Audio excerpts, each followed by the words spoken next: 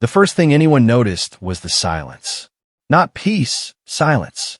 The kind that follows before something terrible. At 6:42 Greenwich Mean Time, the skies over half the world began to shimmer. Satellites died in orbit. Phones went dark, and the great cities of Earth, New York, Beijing, Lagos, Sao Paulo, looked up to see the heavens split open. 1,000 points of light bled through the upper atmosphere. Not stars, not meteors. They moved together. When the first ones hit, the clouds ignited. For the next 20 minutes, humanity watched its own extinction begin. Commander Elias Grant had been retired for 9 years. He was tending a garden outside Edinburgh when the siren started. The old frequencies, the ones no one had heard since the First War, screamed through every device still working. Global alert, extrasolar contact, attack in progress. He looked up at the horizon and saw it. A column of fire stretching from the ground to the sky, brighter than the sun, tearing through the air. The alien ships, angular, dark, beautiful in a terrible way, fell through the clouds like gods returning to collect a debt. Grant's old reflexes kicked in. He grabbed his emergency beacon, opened the old storage crate under his shed, and stared at the uniform he swore he'd never wear again. Not again, he whispered. Not like this. Across the Atlantic, in what was left of Houston Command, Lieutenant Mara Iqbal watched her screens go black one by one. She switched to hardline radar, the oldest system still running, and saw the truth no one wanted to see. They were back. But this wasn't the same fleet humanity had fought 30 years ago. This one was smaller, faster, smarter, and it wasn't broadcasting any signals. No demands, no warnings, just cold, surgical strikes. One after another, orbital defense platforms blinked out. Every city with a spaceport was hit within minutes. Mara's voice cracked over the comm. They're targeting launch facilities. They don't want prisoners. They want us grounded. In Tokyo, a child drew on the window with fogged glass, tracing the shapes of lights burning above. Her mother pulled her close as one of the alien carriers drifted silently over the city, a kilometer-long silhouette moving through the clouds. It didn't fire. Not yet. It was watching. When it finally moved, it dropped a single object the size of a car. It hit the bay, sank, and then the water began to glow. For miles, fish floated to the surface dead. The air turned sharp, metallic. The alien weapon didn't explode, it poisoned. By noon, Earth was in chaos. Military networks collapsed. Global communications fractured into fragments of local transmissions and panic. But amid the noise, one channel broke through, a voice from Luna Station. This is Commander Reyes, Lunar Defense Command. We are still operational. We see you down there, Earth. We are not abandoning you. We are moving to counterattack. The words reached every emergency receiver that could still draw power. For a moment, just a moment, the world remembered it wasn't helpless. In Edinburgh, Elias Grant stared at the old photo on his wall. His first squad, 30 years ago, during the First War. Half of them had never come back. He looked up at the sky again. The smoke was spreading. He turned on his beacon. The signal was short, encoded, and ancient, a protocol buried deep in the United Earth Defense Archives. This is Commander Elias Grant. Authorization Delta 7. Reactivating under emergency order. I'm coming in. Somewhere beneath the rubble of London, an old computer recognized the signal. A buried base powered up for the first time in decades. Lights flickered. Systems hummed. A cold mechanical voice whispered through the static. Welcome back, Commander Grant. Earth needs you again. Far above, in the darkness of orbit, the alien fleet formed a ring around the planet. They didn't communicate. They didn't hesitate. They began the cleansing. Cities burned. Oceans boiled. And from space, Earth looked like it was bleeding. But down below, something ancient woke in humanity. The instinct that had built cities, fought empires, and refused to die. They had come to end humanity. Instead, they had united it. The fires had not stopped burning. Across the continents, cities glowed red through the haze. Not from the sun, but from the ruins that used to be alive. The sky was filled with ash. It fell like dark snow on the faces of the survivors, sticking to their skin, the taste of metal and salt lingering in every breath. But the world hadn't gone silent. It was reorganizing. At 3:17 Universal Standard Time, the emergency defense grid reconnected. Scattered underground servers, old hardened cables, and even forgotten military bunkers began pinging each other. The United Earth Defense Network, once a relic of an old war, was awake again. Somewhere deep below the frozen ground of Norway, a bunker door groaned open for the first time in decades. Inside, a single flickering screen showed a list of call signs lighting up one after another. Command reactivation confirmed. Personnel status, unknown. Primary objective, survive. And above that message, one new tag blinked. Elias Grant, active. Grant stepped into the command chamber, the weight of the old uniform pressing on his shoulders. He looked older now, hair streaked with gray, face lined with memories of a war he thought he'd buried. Around him, only a handful of officers were still alive to answer the call. Veterans, scavengers, engineers who refused to die quietly. He set his hands on the console and spoke into the comm for the first time in 30 years. This is Commander Elias Grant of the United Earth Defense. I am assuming temporary control of ground coordination. If you can hear this, you are not alone. The words spread across the planet, bouncing through broken networks, hijacking emergency broadcasts, echoing from mountain bunkers to ruined streets. In the flooded remains of Mumbai, a rescue pilot named Aisha Qureshi heard the transmission through the static of her cockpit. She had been flying food drops for 2 days straight, pulling survivors from rooftops, dodging alien drones. When she heard that voice, she stopped mid-flight and whispered, "God, they're actually fighting back." She angled her ship upward, through the smoke, and saw streaks of light. Alien bombers diving for another pass. She gritted her teeth, switched on her old rail cannon, and muttered to herself, "Then so am I." The railgun fired once. The beam tore through the bomber's wing. It spiraled down into the sea with a burst of steam. For the first time since the attack began, a human had shot one down. On Luna Station, Commander Reyes stood in front of the tactical display. The alien fleet's positions were clear, a ring encircling Earth, their ships locked in low orbit, cutting off escape. But they had made a mistake. They hadn't finished the moon. Lunar defense still had weapons. Not many, but enough. "Give me all surviving captains," Reyes ordered. "Tell them we're reopening the old arsenals. I want the Vengeance prepped for launch." A technician turned, confused. "Sir, the Vengeance? That ship's a museum piece." Reyes smiled grimly. Then it's time the museum fought back. In the command bunker under Norway, Elias Grant watched as fragments of the old Earth fleet came back online, one after another, like ghosts returning to duty. Artemis Station, operational. UNS Resolute, heavily damaged but mobile. Lunar gun array, partially functional. It wasn't much, but it was something. He turned to his team. "They think we're broken. They think we're crawling. Let's remind them what humans do when we have nothing left to lose." At the same time, alien command ships in orbit transmitted encrypted data to their lower fleets. The signals were cold and efficient. Directive, complete planetary sterilization. No negotiation. No survivors. But then, something strange appeared on their scanners. Dozens of tiny signals launching from Earth's surface and the moon. Human ships. Old, outdated, some even unarmed, but moving fast. The aliens adjusted their orbits to intercept. And that was when the first human trap triggered. High above the Pacific, a cluster of orbital mines, dormant for decades, reactivated. They detonated in a silent flash of light, tearing through the alien flanks.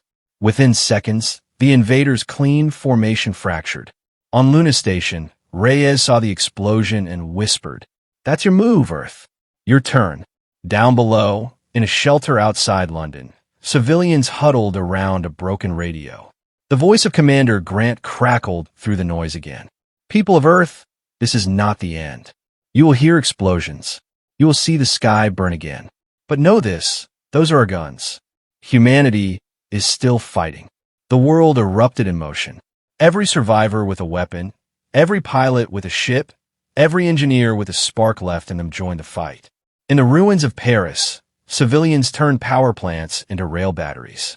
In Kenya, ground soldiers hijacked alien drones using old Earth code.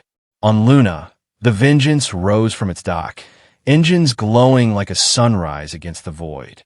By the time night fell again, Earth's sky was full of light, not just from the enemy's fire, but from humanity's counterstrike.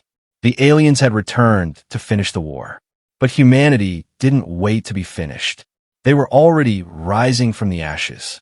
The war had changed in one day. Yesterday, Earth burned.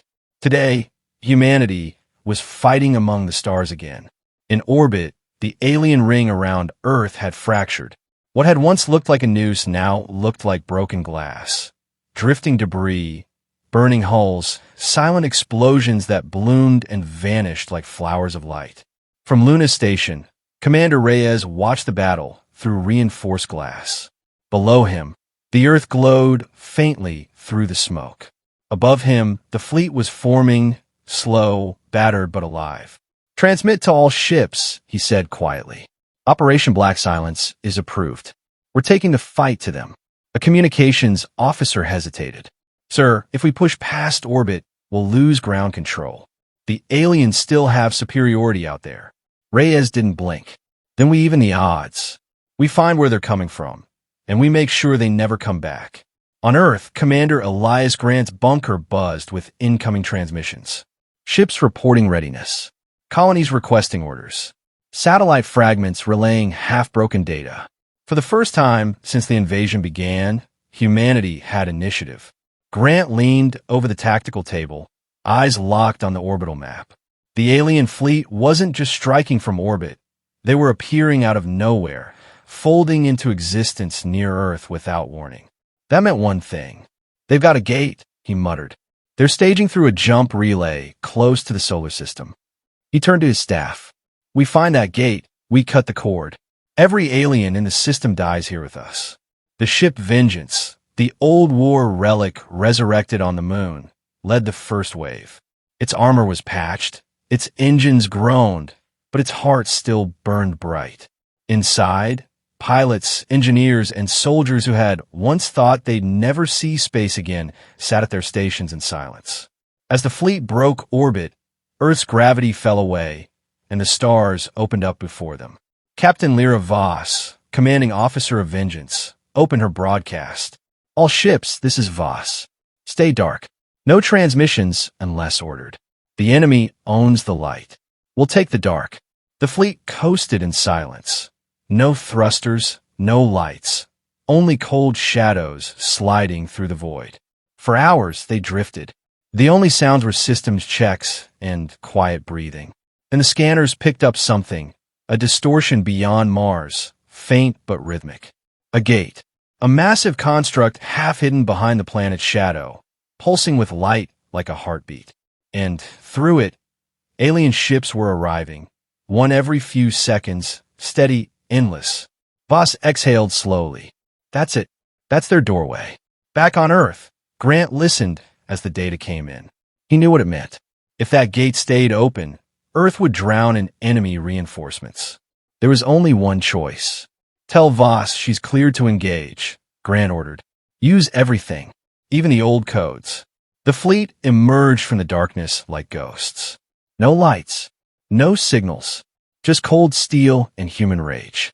The Vengeance fired first, a kinetic round the size of a shuttle. It tore through the nearest alien ship and vanished into the gate's light. For a heartbeat, everything was silent. Then the gate flared white. The aliens reacted instantly, dozens of sleek vessels turning in unison, forming a wall of glowing hulls. Their weapons lit the darkness, cutting through space with surgical precision.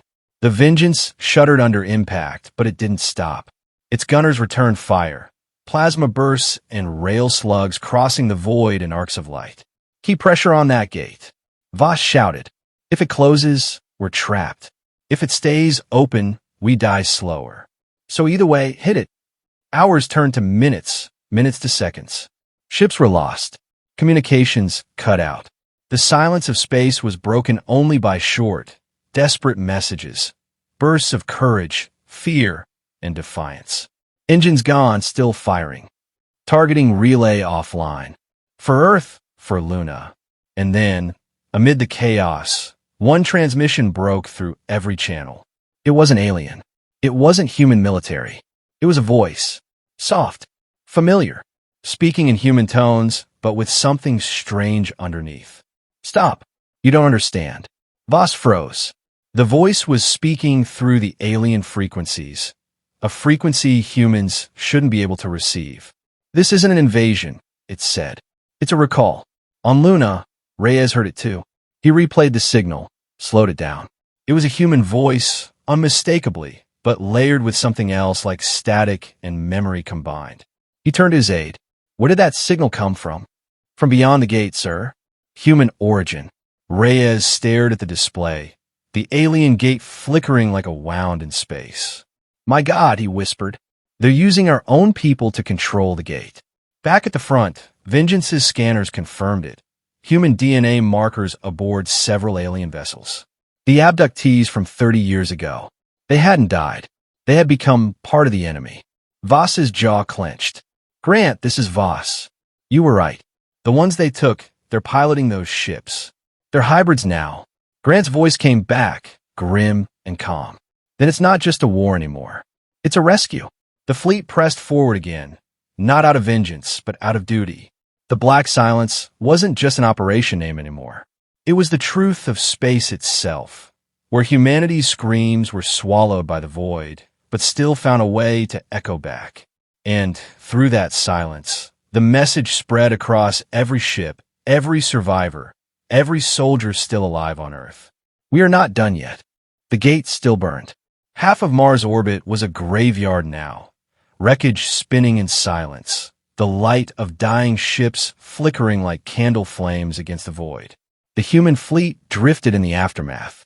Smoke and frozen debris trailed every hull. Yet somehow, Vengeance still stood at the center, scarred, broken, but alive. Inside the command deck, Captain Lira Voss stared at the readings on her console. The alien gate was still pulsing, flickering between stability and collapse. Sir, the core's destabilizing, her engineer said. If it goes, it takes everything within 10,000 kilometers. Voss didn't move. Her eyes were locked on the faint human signal coming through the static. The same voice they'd heard before. Help us, it said again, quieter now. Please, we didn't choose this. On Luna, Commander Reyes watched the data stream collapse. We're losing the gate feed, his aide warned. Radiation's off the charts. Reyes nodded slowly. Then this is it. Either we end it now, or they finish what they started. He tapped his console and opened a direct channel to Vengeance. Captain Voss, authorization granted. Full breach protocol. You're cleared to cross the gate. A pause. Understood, Voss replied. We'll finish this. The Vengeance's engines roared to life, an old sound, but still powerful enough to shake the hull. One by one, the remaining ships followed. A battered flotilla of human will. Every vessel that could still move joining the charge. The fleet dove into the burning light.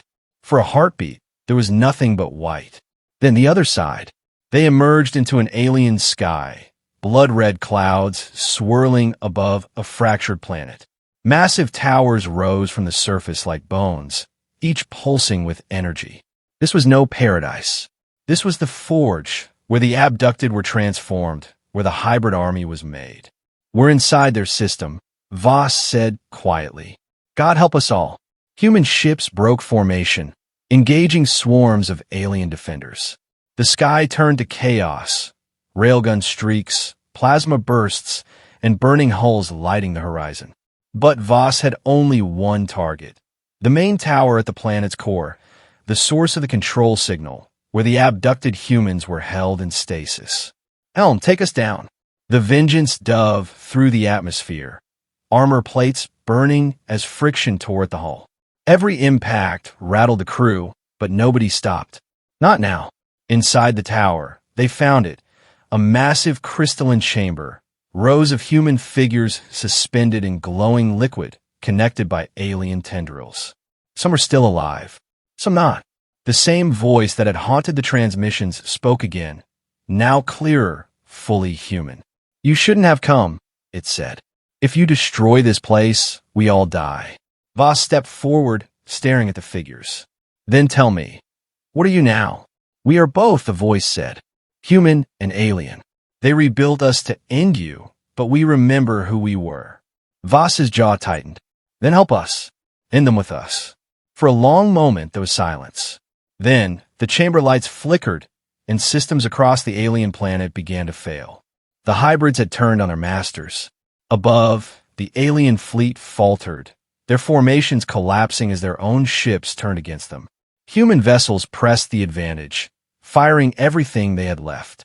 On the surface, Voss and her team fought their way back to the ship as the tower began to implode. The hybrids, once prisoners, stood guard at the exits, covering the humans' retreat.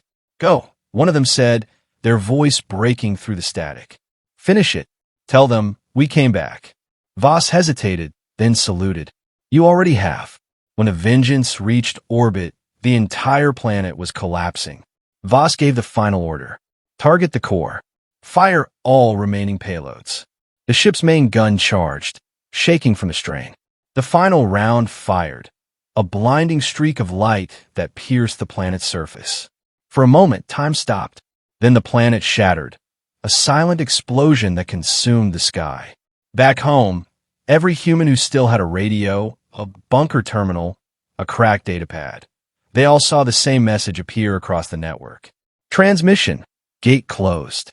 The ones who came back. Mission complete. Days later, the survivors of Vengeance returned through the broken gate. Their ship barely held together. Their faces were hollow with loss. But they had done it. The war was over.